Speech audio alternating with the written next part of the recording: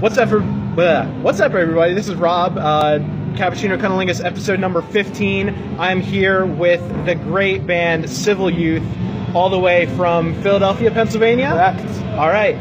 With me today, I have Dan Chapman. You play guitar. And I'm Mike Kepko. I play piano and I sing. And I'm Evan Seeberger. I play drums. And also sitting with us is their manager. Not quite. I'm Dave Lisowski. A lot of behind the scenes stuff, photography, everything like that. Yes, sir.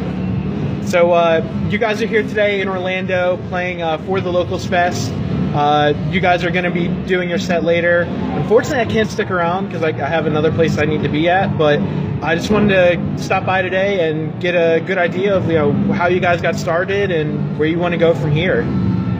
Well, I started the band in Boston when I was going to college. But then I stopped going to college. I moved back to Philly, where I picked up Dan because I played and known Dan for a while. And then I found Evan because of mutual friends and stuff. He produced Who Rescued Who, which is our latest record. And now I stole him to play drums. But yeah, I mean, we're fairly new. I'd say we've been around for about a year and a half now.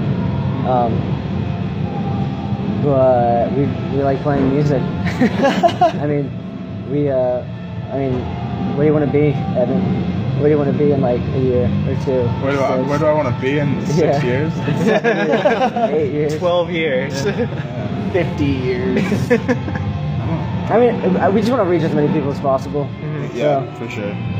And you guys are going to be doing that soon too. Like, I know I had watched the announcement online, but if you guys want to give it another go and say it again.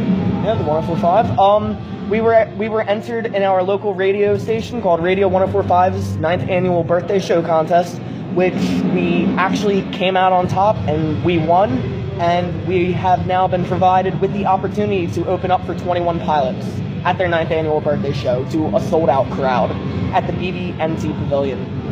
And we're talking about a 30, possibly 40,000 person crowd? I think it's 25. Yeah, the max is 25,000, which is surreal. Yeah, surreal. Oh yeah. So, it's really cool, and honestly, it's an absolutely amazing opportunity that most bands could only dream of getting, and we're living the reality of actually getting the chance to do it.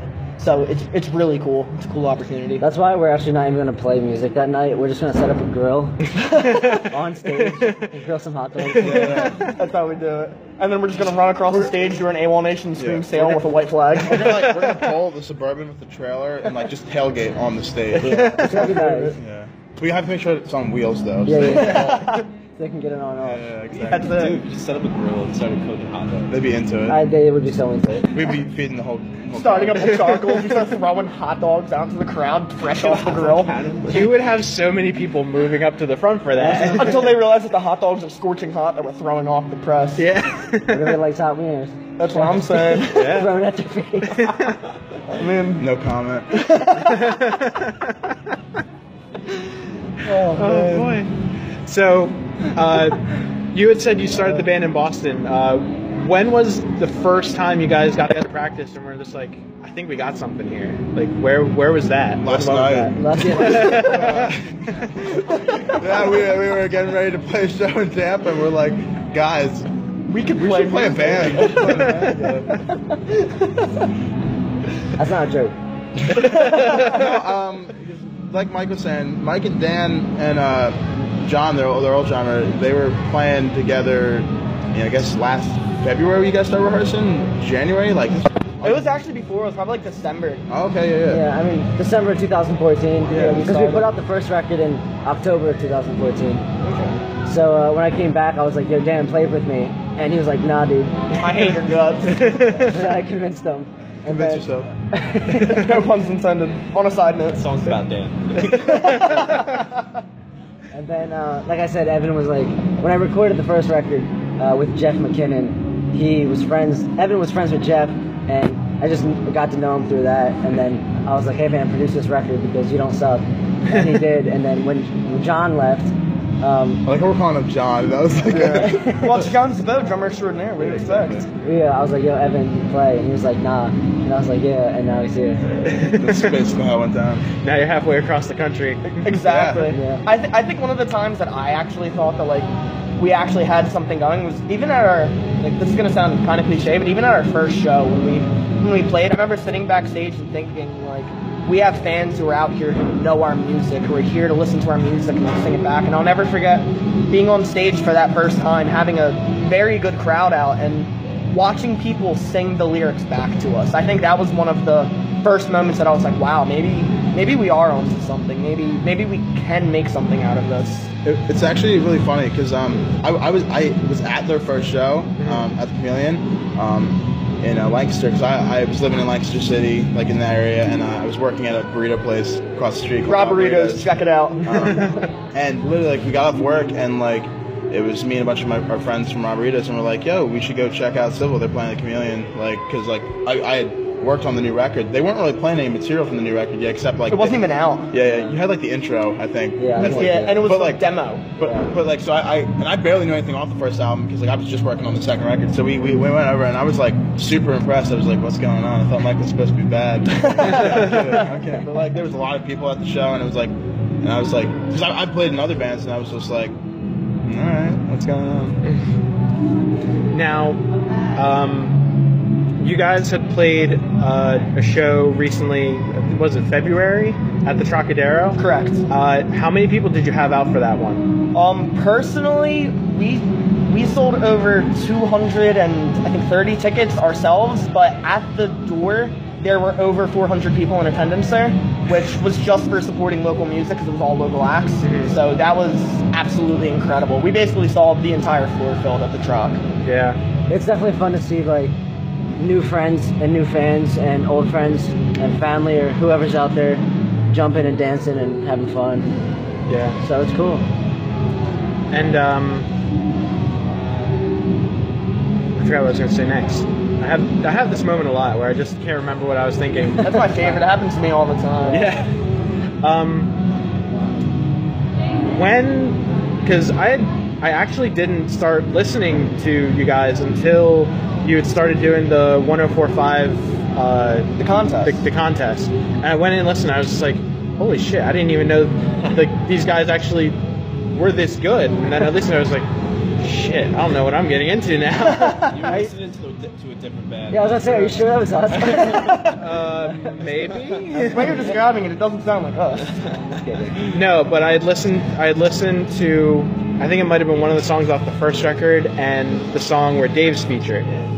Oh, the Mashup Boy. Yeah. Yeah. The Sugar We're Going Down, or the 21 Pilots one. There's a few. Was there a music video to it? Yes. What was the music video?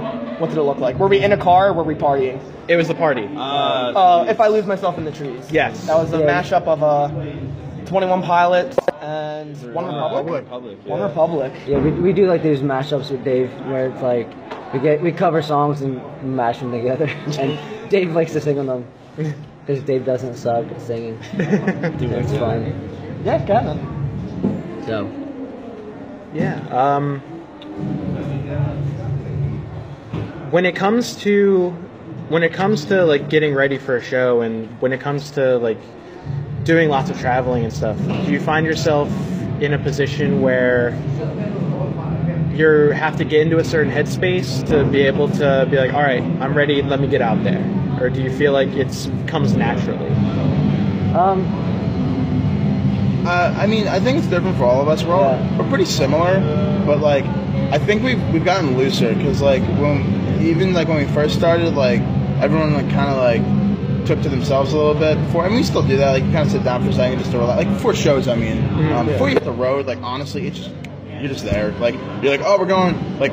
Tours in 2 months, and then literally the next day you're getting in the car, and like it just you don't have anything packed, and you're like throwing like your house in a car. And, like, but in terms of like with shows, so like that just happens. But shows, like, you know, honestly, like it's just about like being loose. Like obviously you want to like, you know, stretch and drink water and do that kind of stuff. But like in terms of actually like mentally preparing yourself, it's just about like it used to kind of be like me. I would just like think a lot or focus, but more so if you just like relax and just like keep yourself loose, like you'll be able to focus when you get on stage. For me, that's how I think honestly, like I've been said, like we used to be really to ourselves. Like I would meditate, Dan would go play like Biffy Clyro in the back, and like Evan would be stretching or whatever. But now, honestly, like I think we all just like look at each other and like it's like our safe place. Yeah. One of the things that we always do also is before we go on a show, the three of us get together and we kind of do these like talks with each other. We'll kind of like talk about what we're trying to do, like slightly getting prepared to go on stage, but it's just kind of like psyching each other out, like realizing that like we're going to be on stage together and that we need to feed off of each other, feed off the crowd, feed off of everyone who's there, eat off the table. That's how it is. It's a pre-show business meeting where we talk statistics. Exactly. Exactly.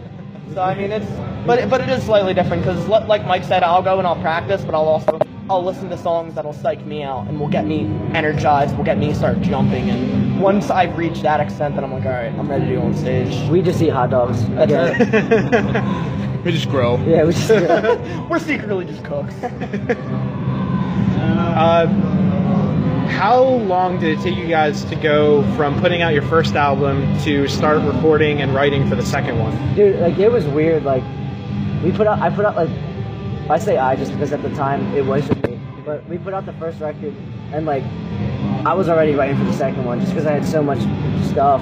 And like we started recording this like the next record in January, and we put out the first one in October. So like it like I don't know. It was like 3 months after. Yeah. Yeah, and like I mean the second record was done being recorded no more than 5 months after the first record dropped. Yeah. 4 or 5 months. Like it was by February. It was done. Like sometime in February, right? Yeah, I think so.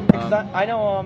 When Mike first released the record, I know you can even like go on my Instagram and stuff, and I post saying like, check out my friend's band, Civil Youth and stuff like that. But when Mike relocated to Philadelphia, it was a month later, toward the end of November. Actually, Mike came to my house and asked me to join Civil Youth, and I remember telling him how much I despise him. And Dan was working as a blacksmith at the time. That's right. I was forging swords and cooking hot dogs. Forging swords. No, it's Dan Forging Swords Chapman. That's what I love. I'd say that's an American name, but too bad it's not. But I thought it was really cool because even after some of the first practice sessions, I thought it was really cool because since we didn't have a drummer, Mike is also a drummer, so some of our first practices were actually Mike behind the drum set and me playing guitar to kind of see like if I fit with the band and stuff like that. And I remember when he realized that I wasn't going to work out, he was like, oh, dude, check out these demos for the second album. And, like, I know you're going to absolutely hate it, so you got to listen to this. And I remember hearing them being like, this is really good. It's like, actually, it was probably I remember, I think it was after the Community Club gig, maybe after launch, though, that you and Johnny came back to Jeff's, and, like, you showed him, like, the finished product, so, like, Take My Hand and a few of or maybe you listened to the whole thing straight down, because I didn't come over with you guys. Oh, wow, yeah. I do remember because we were hanging out at our other friend's place upstairs. After they played a show in Lancaster, and, like, Jeff McKinnon obviously records them, and he was like, yo, come check it out. And I wasn't in the band, I just, like, worked on the record, so I was like, all right, have fun, guys. So I just was hanging out with everyone else, and they went over and listened to the whole record straight down. Second album. Yeah, That must have been March or April. Yeah. We listened to the second record after the first show we played. So that gives any perspective of how quick that album was done. I was supposed to be there. I freaking. We're not going to name names. Although we almost did. It's okay, only like 7 people listen to this, so you're good. Alright. That's awesome. Our luck, one of them will know who we're talking about. We're just going to leave that out. It's really cool though with touring, because like I feel like it's like while we're on the road, like we're inspired and influenced a lot. Like at least Mike is like lyrically and like with ideas, so like things are always happening. And even like we were in the car last night, and I'm like we're listening to like Airplanes by B.O.B. Airplanes 2, and like and like we'll be listening to like a random song, and like we'll have an idea for like something to do for the record, or like so like there's always like ideas and writing going. So that's why it's just like right now at least we're not burnt out yet. It's just that writing's pretty. The inspiration really comes from anywhere. Like Mike says it a lot. Like we all watch movies, we all read books, so we all do that, and it's like the inspiration can really come from anywhere. Because I know with Mike, even like we'll just be talking sometimes, and we'll say something, and we'll be like, oh, that's really cool, that could be a lyric or something. We'll kind of laugh it off, and then like 5 minutes later, we're like, No, that can really be a lyric. And then we'll sit there and we'll start like going off. And then the next day, Mike will be like, "Here's 3 verses I wrote off that one dumb line you wrote." I did this last night. Literally yesterday we were waiting to play our show. Wow, that in was Tampa. yesterday. And, we were driving down to Florida, and Evan's like, he said this line, and I was like, yeah, write that down, that's cool. And then yesterday we were at a coffee shop waiting to play, and I come out of the bathroom like, yo, check this out. And it's like a verse off that one little line. That's what Mike does. While you were in the bathroom, right? Yeah, that's what Mike does in And the then he's bathroom. like, "Oh, I forgot to go to the bathroom." And he goes, That was real. he's like, he bathes in the sink. Like, that's not a joke, though. I thought that was literally a Cannonball shirt. Like I turned, I saw the red with like the back like tour dates. I was like, We keep seeing like stickers and shirts, and we're like, "Is that a Sylvie?" And they're like, "Nope." Nope. Not yet. It isn't. You'll get one there. day. Maybe one day. Now, with you guys playing the 21 Pilots show coming up, is there like a dream tour that you would put together? Be like, all right, if we at least for now, if you like had to play support for like 3 other bands, like who would you want to play with? We have Sugar. No, yes. Meshuggah's always our go-to default band. We would never play with. Okay, but we literally we have this lineup on lockdown, the dream lineup. Mine is of course Biffy Clyro, who's my absolute favorite band from. They're Scottish. They're awesome. They're not big in the U.S. They're huge in Europe right now. Check them out before they blow up in the U.S. You won't regret it. They're about to come out with their 7th studio album. This is actually a promo for the new Biffy Clyro record. Get it on when it comes out. Who's the winner now? Check out Animal Style while you're at it. Definitely 30 Seconds to Mars. Oh, I was surprised you said that. Really? I know it would be 30. I was remember when we did the digital tour bus. Did you say 30 seconds on it, or did you say 21? It's always like 30 seconds Or 21. Like, I mean, Yeah, okay. And then I would get Paramore, honestly. I mean, like if not Paramore, I mean I'd do 21. Like it'd be a mix of those few bands, but like because all those bands have had like a significant impact on our like playing style, especially like in this band. Yeah. Or we just really like them, or both. So like. And like one thing that really is cool too is we like to provide more than just our songs during our set. Like we like to do like modulations and like little, I guess you could say, jams or stuff in between sometimes. And like it's cool because we'll take a lot of these influential artists of ours and we'll be like, all right, how can we make this sound really cool, or like how can we make this feel on the best? Yeah. Like, I mean, like that. if you go listen to like a Biffy record, it depends on the album. Like you hear little bits of stuff that might like have inspired us, but like we definitely aren't like nearly as heavy or weird as they are. Yeah. But like throughout like a set, like a live performance, we definitely like more of those influences kind of shine through. Mm-hmm. It's awesome. thanks, Dave. Good I input. watch it every night, so if I'm not tired of it yet, you should come see a show and you won't be tired of That's it. the part I'm tired of it.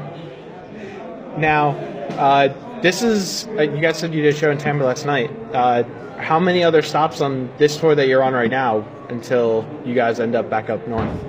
I'm just actually saying this to Mike. Yeah. We only have one more show until the 21 Pilots show. Yeah. Because this tour, it's like a lot of like small pocket shows, like 2 or 3 at a time, and then like so this weekend was like we're doing Florida and we have a Georgia date, but then literally after we play Georgia, we drive home, and then like the following weekend play the 21 Pilots show. Yeah. I mean, then we have a few more. We kind of named this, I don't want to say tour because we called it shows. It's called the Summer Weekend Riot Shows because we kind of planned it around doing shows strictly on the weekends, kind of. And of course, we do have shows on like Thursday nights and like stuff like that. But that was kind of the inspiration. So that's kind of why everything is kind of spaced out. Yeah. And like we have a show on the 23rd in Richmond, Virginia at the Canal Club. We have a show July 5th in Philly again. So I mean, like there are a good amount of like one-off shows in like whether it be in the area or not in the area. But this is one of the ones where it's like we only play a few shows and we kind of go. We were kind of laughing. But for, like, we're excited though vacations. because we're in Florida for the next like 5 days, and then we're going to Georgia for a couple days to hang out in Atlanta. Very hard. Got bras in Atlanta? I love that. What, you can hear the white noise Yeah, you can. from the sound system inside. Just saying. That's nice. That's my favorite. Like, what, It's nice. We're just gonna go up and play Biffy Clyro covers. I said that to Mike. Yeah. Just play Good Golden Rule. I love that. Play good for Felicity. well, I mean, real quick though, like what we're gonna do is you guys are gonna play, and I'm just gonna go out in the crowd and make sure it actually sounds alright. I know we're doing a podcast right I know, now. but like this is how my mind thinks. This is a live podcast too. Inside. There might be It's somebody. live. Yeah, it's live. It's Does it get recorded and then like at the end like? Yeah. Oh, very cool. Yeah, it's live right now. I probably think Nick's listening in, and I have a couple other people listening in. Hi, Nick. Hello. And a couple other people listening in. But after this, It goes up on YouTube. It'll go up on iTunes. That's awesome. Probably sometime next week. It's really cool. I'm bleeding. I want you guys to know out there that my finger's bleeding. You can't see That's it. because he picks at his fingers. Shut up, dude. Who are you? I don't even know. So, what was like the main inspiration behind like getting this band together and like actually keep driving forward with it? Because most people, like, I think of local bands that, you know, even when we went to school with Eric, like, you know, there was that initial drive. It's like, all right, we played one show and then we're done. Yeah. And it's just like, how do we pick this up? And it kind of didn't. I mean, so it's like moving forward from there. How do you keep it going? I love for hot dogs. This is gonna sound really cliche, honestly. And I'm sure most of the stuff that we say kind of sounds cliche, but in all reality, we enjoy playing shows when it comes down to it in the end. So I mean, one of the things that we Sadly, that's not that cliche because a lot of bands don't like playing shows, which is why they don't ever do anything. Very true, but I mean, that's the one thing that we like doing because we like performing for people. We like being on stage, and like one thing that I know it is for me is it's a giant release for me being on stage, whether it be like anxiety or whatever. I can kind of that's it, Mike. That's it. Yeah, I gotta let him load off. Video. But this is an explicit podcast, by the way. But yeah, I mean, there it is. That's my line. We'll just throw them out. No, so I mean, I really feel like I can let everything loose on stage, like, you know, just get naked. So that's what I like to do, and I just think that that's my strive at least, and I know that Mike sucks. Yeah, So go ahead. I feel the same. Yeah, so, I mean, it's kind of what Ben's saying, but like definitely something Mike always brings up, and like people are like, Mike, when you started playing music, like why or how? And Mike would be like, well, it's the only thing that made sense to me, or it's like, and like, I mean, I just played music, like, you know, I started playing music, other people played music, I just kept playing music, you know, that's the thing that happened, but then like, yeah, it makes sense to go out and play shows, like, I enjoy doing it, like, it's fun. All right, probably an important question. How long have you each individually like been playing music, and like what instruments, like how long have you been playing them? Myself, I've been playing for about 10 years now, since I think 6th grade, so probably like 2006 was when I started, and I started playing guitar because my father played guitar, and kind of shoved one in my hand at a young age, and I thoroughly enjoyed it. I stuck with it. Sword in one hand, a guitar in the other. There it is. Fortune. I started actually drumming first, like Dan said. I was actually pretty late to the game. Like, I was probably like 15 or 16 when I started drumming. And then I went off to college, and then I was like, nah. And then I hopped on a piano and vocals at 20, and I'm 22 now. And yeah. Yeah, probably around the same time as Dan, maybe a year or two before, but like I wasn't that very serious. Like I started playing guitar and like, you know, in and out of bands as a guitarist or like a singer, like bad singer. But like when you're in 5th grade, you're a bad singer. Sometimes, like there's very few people at the age of 10 or 11 who are holding the tune. And then like a lot of people play guitar and you're trying to make bands. So I started playing drums probably around 7th grade, and then I've been playing drums like ever since. Don't let that fool you, though. Evan is a freaking prodigy at almost any instrument he picks up. That's not a brass instrument. I'm really good at maracas. I'm good at washboard. Egg shakers. And I can't keep time on egg shakers. It's not my forte. I know this is irrelevant to anything, but I think if you are a pop punk band, you need to have what are those things these when you go rock climbing and stuff? Carabiner? I think you need to have a carabiner of keys on your hip, Yeah, or you're not a real band. And an all-access pass from 2007 A Day to Remember. Like literally, like it's just a bunch of walking tambourines. Oh, that's not what I'm great at. I'm good at tambourine, guys. Dan's good at tambourine too. I rocked the mean tambourine on the first tour. I heard Dave's actually good at the bongos too. Let me tell you, dude. I've been telling these guys to let me feature a bongo track on the next record. And some backup tuba. Yeah, I'm working with Jeff behind their backs to like sneak it in there. I love that. The real lineup is Mike Kepko on drum set, Dave. I like how I meant your whole name, but no one else's whole name. Dave on bongos, Dan on tambourine, Evan on tambourine. In case you've never heard harmonizing tambourines, you gotta come out. It's nice. Harmonizing tambourines, not a bad band name. For like some indie folk band. I like Yeah, that. like that's what you need to do though. You need to harmonize tambourines. If not, you're a liar. I'm pretty sure I watched that happen when I saw Florence and the Machine like on Access TV the other week. Oh, nice. I love that. That's That was actually her first band name was harmonizing tambourines. She's actually like they're playing the second birthday show night. Like so, if we came in as run up, we would be opening for Florence instead of. Shit. So either way, it was. It like would win-win, steal. yeah. It was so Like, cool. it's just like the first night's a little more like rock alternative, kind of more like Smart Pots, but it's also AWOL Nation and like Oh shit. Catfish and Front Bottoms, Bottoms. Front Bottoms, yeah. And then Holy the second shit. night was like Florence and the Machine, Lumineers, like a lot of the more like folky. I think Paris is playing though. Paris is playing the second night, yeah. Tyler said Florence like takes her shirt off at shows and stuff. Just like rocks out. Nothing wrong with I'm that. not talking like fully, but I'm like talking like I mean, strips on stage. It makes sense because I do the same. Yeah, like, yeah. with my what's the chest. difference between Florence and She's the your Machine? biggest inspiration. Yeah, I mean for sure. my boobs come out. I love that. Trying to go to the second show. My parents won't take us to the same show. Did they really? Yeah. That's awesome. 30 kids. What's up? About to see some boobies. I love that. Oh man. I hope they don't want us to like move our equipment. Dude, I don't know what they're doing inside. It's been white noise for like 10 minutes now. Yeah. I mean, I'll give them the benefit of the doubt because of the TV out here, but I doubt it. I mean, Nah, it's too loud. yeah, I mean, I don't even hear like house music playing. Yeah, I don't hear anything. I mean, worst case scenario, guys, we're going on at like 3 a.m. So if you're listening to this in Pennsylvania, you might be able to get here in time. If you hop on 95 now, you'll make it. Yeah. Exactly. You only have to go like 180 though. 180, yeah.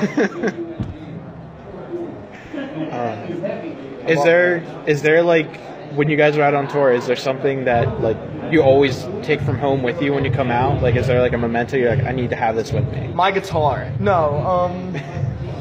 One It's thing. like saying your dick. Come on. Yeah, exactly. Well, it's an extension. I need it.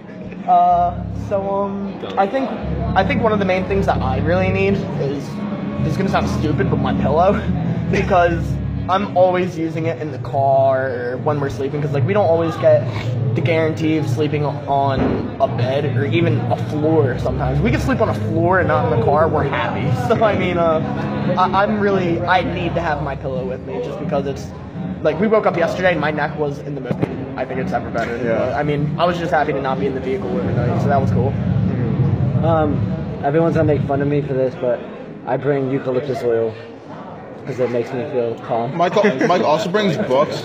Mike also brings books so you can look at them, like not read them, just like. know that he has it. Mike does read. He just gets busy and then like looks at covers instead of reads them. But as a band, we bring Gunther Welsh. Yeah. Yeah. Check out his Instagram. It's the real Gunther Welsh.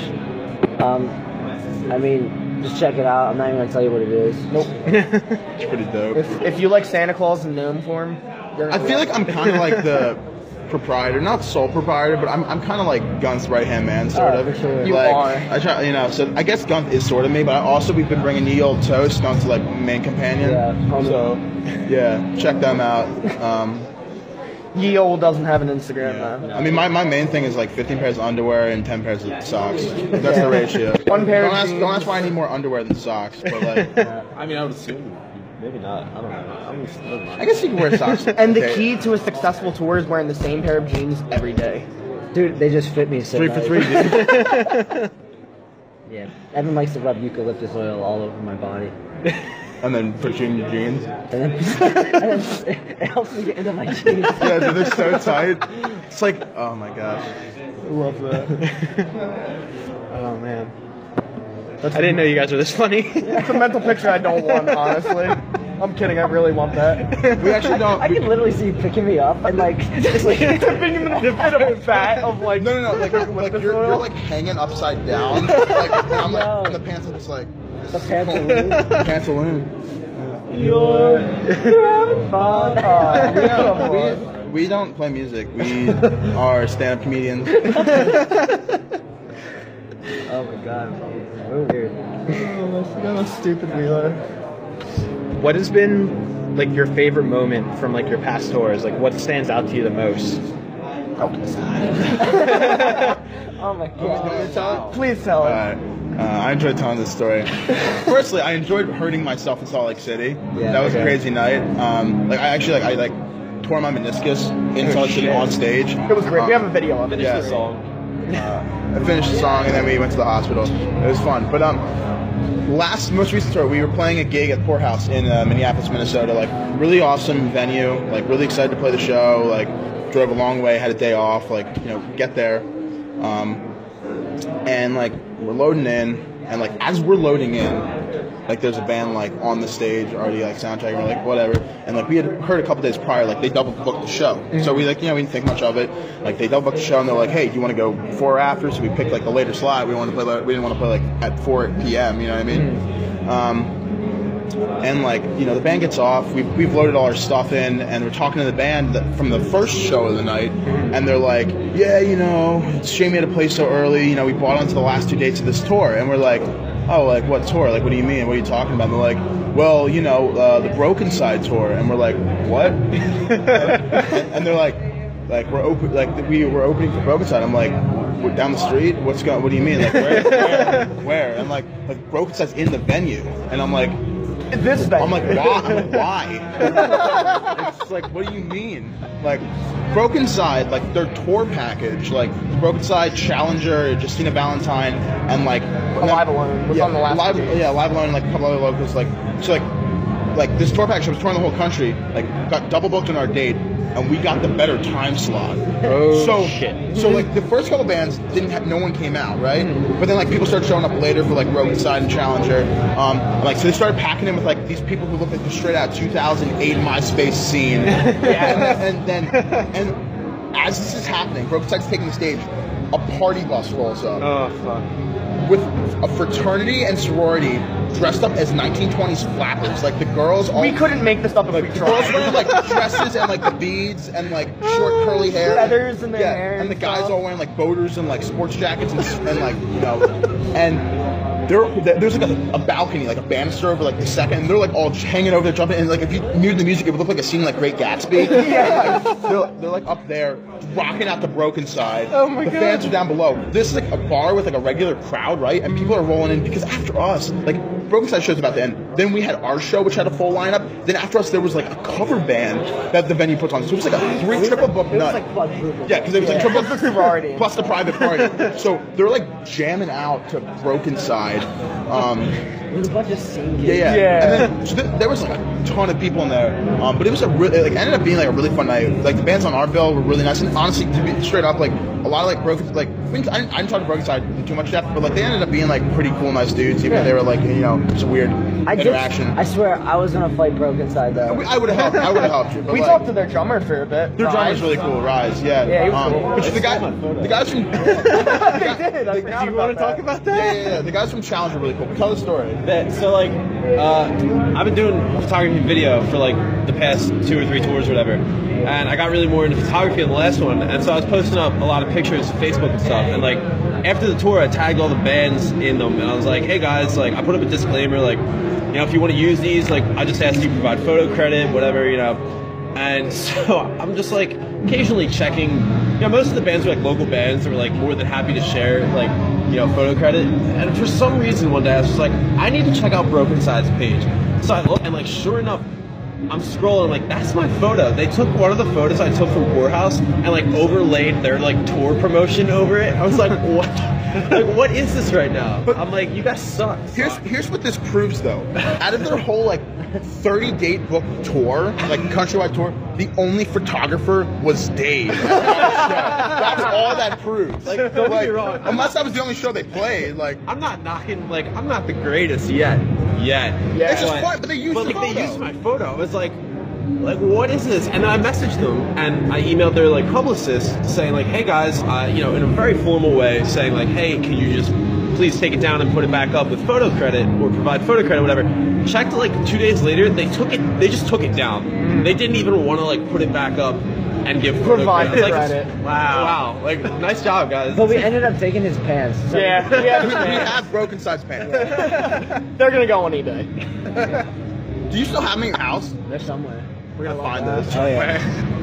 We're gonna find Put them on a wooden pole and just wave them at No, your next yo, show. we're gonna put him on a wooden pole attached to a trailer, and then it's just like a sale of broken size pants. Yeah, I'm about that. That's nice.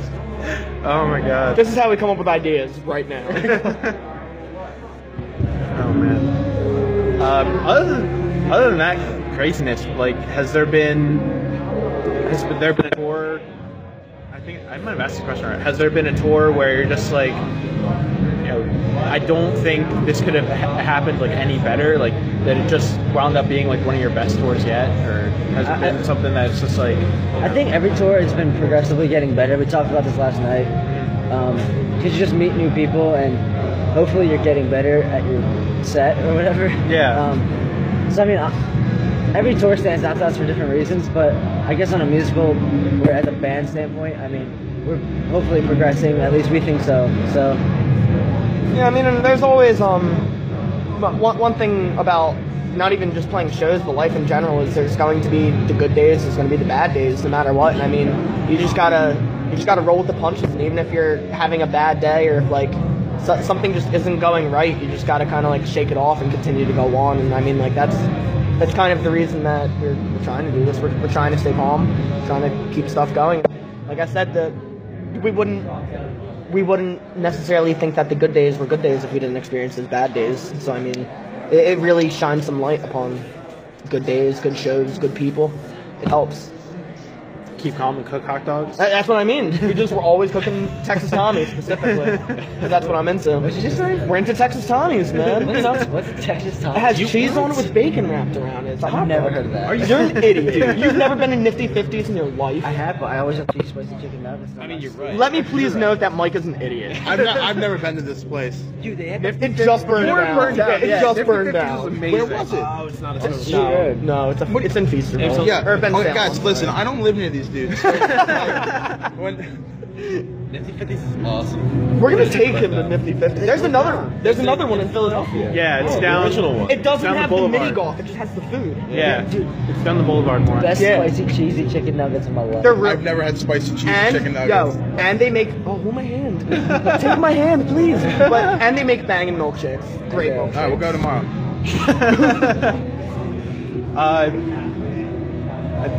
Probably like presumptuous question, but other than Wawa, like down here, have you guys been to like any like local food spots that you're just like, dude, oh my that's god, what- I wish this was back home? We literally we love actually eating local food places, and literally before we went to Tampa yesterday and played there, we stopped in Jacksonville to eat at this sandwich shop because we ate there on the last tour when we were in Jacksonville. It's called, Actually, 2 days ago. Wow, it was 2 days ago. I gotta get out of here. But no, yeah. It's called Chomp Chomp, and we went and like we went to the original location where it was, and it was shut down. Yeah. We were very It used upset. to be on East Adam, which was like right next to the Borough Bar, which was the venue we played at. But now it moved like 13 minutes across the city. But this place, best sandwiches. It's Yeah. so good. But yeah, we love eating like all the pork bellies in Nashville. Yeah, peg leg. Peg leg, I mean. Chomp Chomp in Jacksonville. We're trying to get all of our places. Yeah, like, Velardo's in San Diego. Oh yeah. That burrito place. Oh man. It's hard though, because like you'll be on the road and you totally want that, but then at the same time, like you get out of your show at 12 and like the only thing open is the Wendy's. And the Wendy's, you know that you're gonna get your spicy chicken with nothing but chicken and bread, Mike. Exactly. I can't tell you how many times we went out. Like we're like, all right, we're gonna eat here, and we drive around, and it's like, oh, everything closed 3 hours ago. Except Taco Bell. Yeah, except Taco Or Bell. which this is the ultimate savior. Like sometimes when we have like a night, we'll be like, you know what, we should stay in a hotel. We deserve this. And like we like post up and we're like, we haven't eaten all day, so like we go outside and we're like, everything's closed except the fact that this hotel exists on top of this Walmart. So we go in and like you have a microwave in your hotel, so we get like all the frozen pizzas and all the frozen chicken, and then we just eat that. Microwave it all, bag it all up, and take it with us on Bloody the knuckles road. with phones. That's my favorite. They get the right idea. I was in San Diego in 2008. So if you guys ever go back out there again, look up a place called the Studio Diner. It's the diner is built on the top of the hill, and behind it is the back lot, and on the back lot is where they shot Veronica Mars. Oh, sweet. Yeah. Cool. And they have like some of the best milkshake and like fish and chips and stuff. Really That's good. awesome. Yeah. Actually, in Arizona, we went to this. It was like authentic English. Like these people were from the UK, moved to Phoenix, Arizona, and opened up like a British pub with like British like beer and like fish and chips. Dan was actually the only one who wasn't with us. Yeah, this was like just when I hurt my ankle, so He was back in the hotel. I was in a boot actually the entire tour on stage, but my surgeon just gave me the okay to start wearing a sneaker, but they were walking a lot and I couldn't walk. And then I hurt my leg 4 days later. But, Literally. We went to this, it wasn't the greatest. But like, yeah. We'll have to go check out that. What was it called again? Studio Diner. Studio Diner. We can't forget that. The place I'm talking about was called the Codfather. Yeah, it was. Well, that's awesome. Is there any interest in going to Europe or to Canada to do some shows? Absolutely. In the near future? No, we just want to stay in the US. I mean, for sure, it's just really expensive for that Oh, label. Yeah. And I need my passport. Canada might happen like sooner rather than later. Yeah, like sure. we might get to like a couple dates in, like maybe. Yeah, but for the UK, we're definitely just waiting to get to be like support on a tour. Biffy Clyro, listening in. Crestamico, Listening just in. play local with us. Arcane Roots. This is actually just advertisements for all the bands we love. That's all it is. Yeah. I mean, Europe gets all the awesome festivals. Yeah. I'd love to hit up like a festival. Glastonbury, Reading. Rockin' Ring. Yeah, Rocking Ring. Slam dunk. Reading and Leeds. There's just some great ones. Yeah. Launch Music Festival in Lancaster, PA. in the UK. UK. Well, to be fair, Launch actually, it was South by Southwest was the start of it, and they had started doing like showcases for the record companies, and they would do like 25-minute sets for them.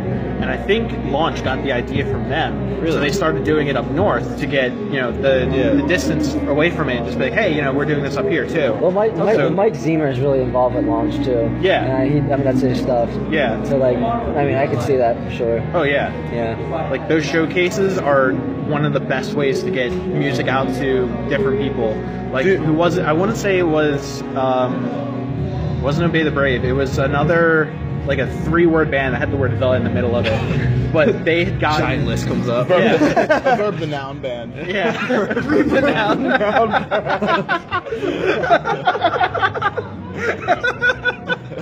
I'm done.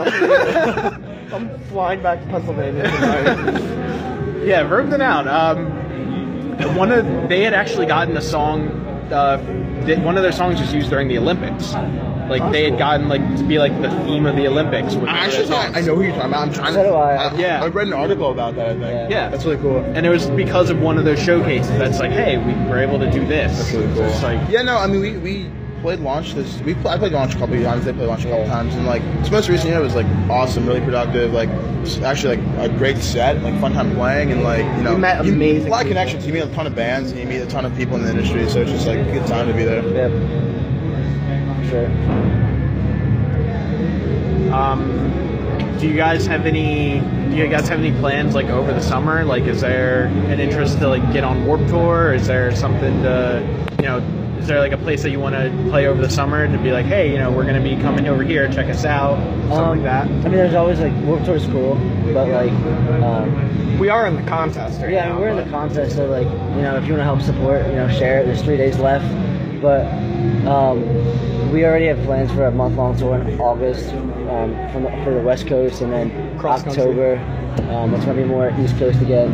So I know October isn't summer, but But we definitely have a lot of shows yeah, coming. we have 2 tours already booked, just unannounced, and we'll be writing a lot for a new record that we're recording in September. That's what July is really going to be, is a lot of writing. So How much that? Cool. Is there? Are there like any like specific interests that you guys have, where it's just you can relate to fans like out there. That's just like, I didn't know this about you. It's like there's something like outside of music that's just like, I'm really passionate about this. And like, I would love to showcase that a little bit more. Basket weaving. That's my favorite. Sword forging. You get to know people and what they're about, and that's what's super awesome about touring is you get to know your fans. But are you asking like what is what we you do? what you guys do that you're like super passionate about, and it's just like somebody who's just like, we shared this common interest other than music. It's just like, this is awesome. There's so many things in music, like you meet like bands or even fans like, and they love gear, so you talk about like the actual instruments, the equipment, or you talk about like this, just like there's so different between writing and being in the studio versus like being live. But like outside of music, like I mean, for me personally, like when I'm lazy, like I love like film and TV, like I love watching like movies and I love watching like different series. But like I don't really have time to go play soccer anymore. And I'm just kidding. I do like playing ultimate frisbee. Me too. If a fan wants to bring a frisbee to a show, we will set up a 3v3 or more. Or soccer too. Frisbee or soccer, dude. Yeah. I'm terrible at soccer, but Sure. Yeah. I mean, I think one of the topics that I'm always talking about, if it's not music, is Game of Thrones. Hands down, whether it be the books, the shows, whatever. That's always one conversation starter. That it's like, if I hear one name from the series, it's like I point at them, we meet eye contact, and next thing you know, we're in like a 3-hour discussion about Game of Thrones. I mean, there's kind of a similar interest there, but I mean, really, I'm always talking about music. Music's always on my mind, so I can't really help that. Money on my mind. Or Taco Bell / burritos. Yeah. Honestly, like we've had a lot of conversations about burritos with people. Yeah. Like all over the country. Specifically raw burritos, but Yeah. Dineside just followed me on Instagram. Hey, is that one of the bands who's here? Yeah. that's weird. That was awesome. There's room on the other side of the yellow line if you want to go ahead and. Oh, sweet. Yeah. Sure. Yeah. Yeah. Play them now. So. Awesome. No, sweet. Thank you so much, man. Cool. Always glad getting information about where you're playing at, right? Yeah, we gotta go set up now and do stuff. Do you have there's a certain time goal that needs to reach? I like to go for about an hour and a half. Like, I think the minimum amount I did was like 2 weeks ago, and it was like 53 minutes. Right. I was just like, damn, I'm in a rush, but like I want to say more, but I'm in a rush, so I need to get going. Yeah. But like, you guys got until like for another hour, but I wanted to like do a solid, like at least a solid hour with you guys, just so with people like, either whether they be fans of yours or whether they be people that are just listening to this for the first time and getting to know you guys. Sure. Like, I wanted to get as much information from you as possible and just be like, hey, this is what these guys are about. Like, the entire idea behind my podcast is I wanted to sit down with people that I find interesting and that I like, and just like spill it all. Just tell me everything. Right. So like, This is why I like this person. You should like them as well. yeah. I was once a girl. Not really. Well then, do you want to like split this up? Like someone go moosh? Yeah, like, do you guys want to go And some then- stuff? I mean, it's not. We do gotta go soon because like we're gonna be playing soon. I'm trying to get into my headspace, but like, I mean, this guy, like, he's just kind of like Well, yeah, right now. nervous. What time we at? Because I mean, we're close to the thing anyway. I think we're at like 50 minutes. Yeah. 47, yeah. Yeah. So We're not on until No, that's what I'm saying. I Like, know. Yeah, we don't have 2 hours. we're fine. Yeah. Yeah. Sorry, everyone. Not trying to scare anyone. I mean, if you guys wanted to cut it short and just like go move your stuff, we could. I mean, it's We can talk a literally. little more. Let's talk a bit more. Okay. It's literally moving it like 10 feet. I don't see. It's literally 10 feet, I don't not understand. even joking. Yeah. Which most of the stuff is on wheels right now, so we can literally just roll it. I mean, if he comes back again, we'll be like, all right. Yeah. For now, I think we're okay. Has there been? Because when I came in, you guys were playing Pong at your table. Has there been like? Has there been any fierce competition on the road? Like, has there been like a city where it's just like, damn, we need to get better so we can beat these motherfuckers? This is actually the very first time we used it. We set it up last night, and we just had this idea for this tour because of the summer. Yeah. So, Pong, why not? But last night we actually didn't even get a chance to play. We were kind of just running around and stuff. Today was the first day we got a chance to do it, and Dave just kind of came over and was like, "Oh, these two girls want to play. Why don't you go over?" And I mean, We suck. yeah, we were terrible. We did win both games, but we were terrible. So they weren't very good either. The longest game of Pong ever. We just kept missing. Like, But they bought a shirt. They did buy a shirt. Yeah, we have this deal where it's if you beat us, you can get a T-shirt, but if we beat you, you gotta buy merch. Yeah. So they lost once. We said you gotta buy a CD. They said, well, let's make it twice. I said, well, if you lose again, you're buying a T-shirt. They said, all right. And they bought a one T-shirt. T-shirt down. So, I mean, yeah, that's cool.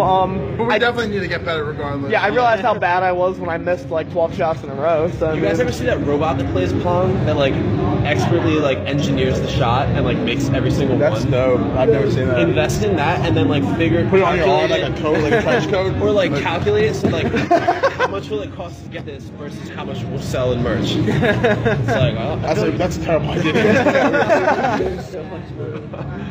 I like playing Pong. But I've noticed about Pong, like playing with like friends at home. Like I don't drink, and not that right, I don't care. You can do whatever you want. But like I'm really bad in the beginning of the night because everyone's like, yeah, I'm great at Pong. And then as some people like they drink and they get really good, but a lot of people they drink and they get worse and worse. And I'm still not drinking, and I'm bad, but I just keep getting better because everyone else is getting drunk. And I'm like, I'm not drunk yet. So yeah. It's cool. It was a cool idea, and I mean, one of the gentlemen, I don't remember his name, which is very depressing. Too many people, and but he even said he was like, yeah, he kind of gave me the idea of if you lose, you should buy something. So we were like, yeah, I like that. We're gonna take that. So that was cool. Now, Dave, you haven't been talking much. I wanted to get your opinion on this. How is it being like an exclusive photographer for a band, like, and just being there and just being like a part of everything that's going on and just like soaking it in? Is there like a special kind of like let me talk for you. Evan's got this. Well, like, it's kind of an interesting spot because like what I do, like, I just tell people I'm behind the scenes with the band because like I kind of have done a lot of different things. So exclusive photographer, I wouldn't really like call it that because I mean, like, Eric Griffin of 409 Design has done like the press shots. We've had like awesome photographers across the country, like Gina Garcia in New York, and like RB2 Photography, Ronnie Lee from Dallas. Yeah, Jeremy Hodge out in St. Louis. Like awesome photographers who have shot some shows like in the area, but you know, basically any spot anywhere else, I film the blanks. And he also gets us on the road being weird. Exactly. Yeah, very true. Like for when we were on tour in January, I did all like the tour episode videos and stuff, and it's cool like being in this spot where I'm not necessarily always up on stage, even though I kind of am doing like vocal processing stuff. Having that like view of the band that's like as close as you can be to the band without being in the band, and kind of being able to share that with other people. Like there's a lot of bands back home that kind of like approach me and are like, hey, like I see Civil Youth doing all this stuff, like can you give us tips? And I'm like, I'm really not sure what position I'm in to be like, this is what you should be doing as a band. But I mean, and I kind of take a step back. I'm like, well, I've been on the road and like doing stuff for like 6 months, like essentially full time. Like I, you know, kind of just get by as far as like when I'm home. But it's kind of cool like how much I've learned and can offer to other people. And I think that's like the coolest part of being in this, you know. It's just like I get to see all these shows on the road. And I get to like, you know, cuddle up with Evan in the car. That's my favorite. And free hot dogs before shit. yeah. Hot dogs. I get to do a lot of stuff that like people want to do but are afraid to take the risk to do it, you know. I kind of was just like, oh, I'm in school full time, I'm gonna take off a semester and maybe go back and like go on the road. But yeah, I mean it's pretty cool, it's exciting, just being right there and everything. I feel like it takes a special kind of like commitment and just having that leap of faith to be like, I'm gonna go do this, and it might not work out for me, but I think it's what I'm supposed to do. Like having that be like your driving force, I think always works out in the end for people that stay committed to it. For sure. I mean, that was a tough thing. Was just like, I'm gonna, you know, I was always set, like, my parents were like, oh, you'll go to school, you'll finish, blah, blah, blah, whatever, and then you'll do music. And I was just like, I'm actually going to, like, stop going to school because I really believe in this band. I planned telling my mom that for 2.5 months. So he wrote that sentence, he kept writing it and erasing it. I just don't know how to say that. Either way, I look silly. No, I'm just kidding. But there's a good song playing. No, I mean, like, that's the thing. Like, whether you want to do, live photography, whether you want to do studio photography, whether you want to be in a band, whether you want to be a graphic designer, whether any of those things. Like, I mean, a lot of those things you can get by, like, working. I mean, a real job. Like, you just make time for it. But like, if it's what you want to do, work a job, and then you got to dedicate. You don't have a social life. Dedicate the rest of your time, or find a way to make money while you're sleeping. I mean, silly things like just go to thrift shops, find stuff to sell it on eBay. Like, literally, I have friends who do stuff like that. You know what I mean? Like, it's silly, but like, kind of smart.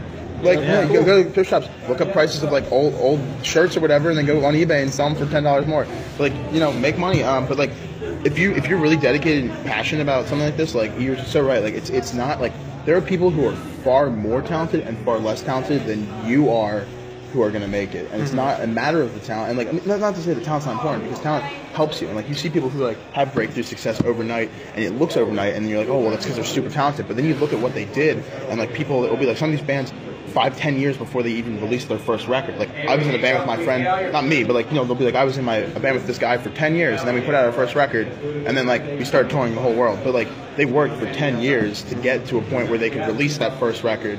Like, so there's always that behind the scenes, like, and if you just keep pushing and you have consistent drive, and it's just like you gotta, it's a process. Yeah. And it was kind of weird, just like I feel like this band is very like unique in a lot of aspects. But for me, like, what pushed me to that tipping point of like, I'm gonna like take that leap of faith, like you said, was really how quickly things happen. Because I mean, Mike busts his ass like nonstop, like ever since the day one to like, get everything out there. And, it was kind of cool hopping on that a little bit after it was established, sort of, because I saw that and was like, oh, like, cool, things are happening quickly. But even when things happen quickly, it's still a process. It's still a process. Like, okay, the guys are open for 21 Pilots, that's insane. But like, it took a lot leading up to that point to get there, and it'll take a lot after that to, co-headline with 21 Pilots. Exactly. Yeah. Because you get here and like you're like, this is incredible, and you have the moment, and then you're like, now the next step is this, and then I'm like, you can't let that happen for TJ. Like, I was talking about this before. Just like, you don't want to let things slip away from you. You still want to enjoy the moment, but like, it is like, you keep like, people are like, oh my, like bands like our friends are like, you're opening up for 21 Pilots, that's incredible, and absolutely, I'm super stoked. Like, it's an amazing experience, but like, an amazing opportunity, but like, as soon as we get that, we're like, yo, but when can we get on a tour with 21 Pilots? We're like, when can we like push a little harder to get that next step? When can we be a touring support with them? Yeah, exactly. So, and I think it takes to go with like the commitment to take that leap. It also takes a special kind of madness to be great. Like, it takes a special like switch in the brain to be like, all right, this all makes sense. Now let's go forward with it. Like, if you look at all of like the greats that have came and gone before, and like one of the most recent ones would be like Prince. Like, the dude had his entire house wired for sound, so that way he can record anywhere at any time. If he was taking a shit, he could record a song. That's awesome. Imagine some of the sounds he came out with in the bathroom. Yeah. That's the next Civil Youth record right there. We're recording in the bathroom. Toilet talk with Civil Youth. Toilet talk. I love that. See? Inspiration, guys. Yeah. But like, it takes I don't think everybody has it, but you know the people that do. You know when they can do, like, they can turn that switch and it's like, oh yeah, so this is gonna happen, and then we're gonna do this, and then it's gonna be $1 million everywhere. But like, it takes a time to get there, and once you're at that point, you see it's just like, what did we leave in our wake? Like, how did we get here? And it's like, shit, I can't believe we put that much into it. It doesn't even feel like that. It feels like just yesterday we were doing our first rehearsal, like, in the basement. Yeah, I think just as an outside perspective of this band, I mean, sort of outside perspective, just like, you definitely sometimes wonder, like, damn, like, what is that craziness, like, that clicks? And just, like I said before, like, Mike's work ethic is one of the most insane I've ever seen, other than Joe, probably, you know. But, like, I mean, we're talking, we're talking, like, dude doesn't sleep, like, it'll be 3 a.m. and he's doing stuff, and he wakes up at 10 to, like, book another tour. Not 10, 6. Yeah, I like, mean, that's honestly, the way he is. And it's just like, I mean, everybody in the band has this sort of craziness, but, like, Mike's kind of the mastermind, and it just, like...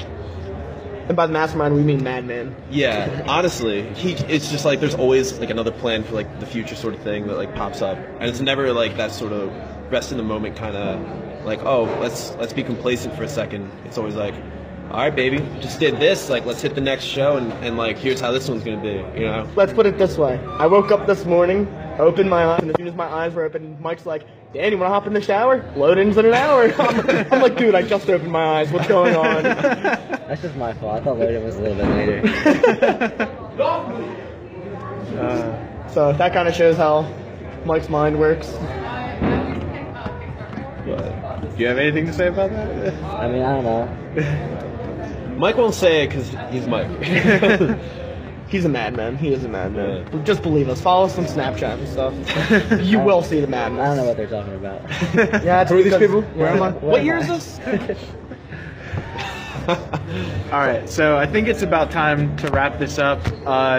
You guys want to give shout outs and social media tags for everybody to follow and take a look at?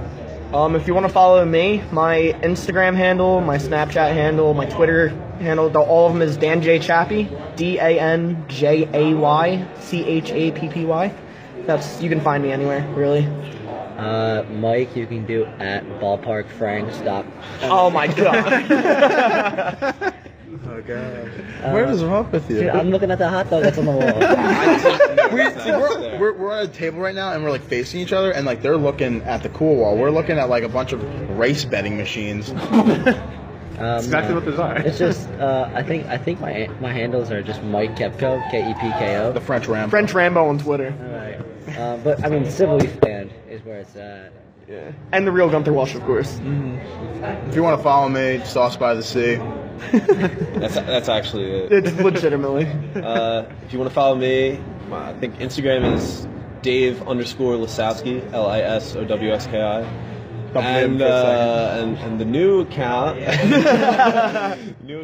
because I've been doing photography and all this stuff now, is at Foxal Productions, FOXAL Productions. Mike's my partner. He's like team number 1. Yeah. The way it goes, Dave's at the top and Mike's guest underneath. Yeah. I'm Mike's boss. So. Hashtag Foxal Productions. Come check us at a show in August, playing like the whole country basically. Yeah. Besides like New England, but we'll see New England in October. And Portland because Mike sucks. Dude, it was 2 out of the far away. 2 out of the far away is the track. I gotta pee. I gotta go. I do gotta pee though, really bad. Is that what you've just been like? I just was like, you're antsy. Yeah, you're antsy right now. All right. Well, thank you for coming on, guys. It's been a pleasure, and hope to see you again sometime in the future. Have you back on again. Thanks, man. All right, guys. That was Cappuccino Cunnilingus, episode 15. Check you guys out later. Bye.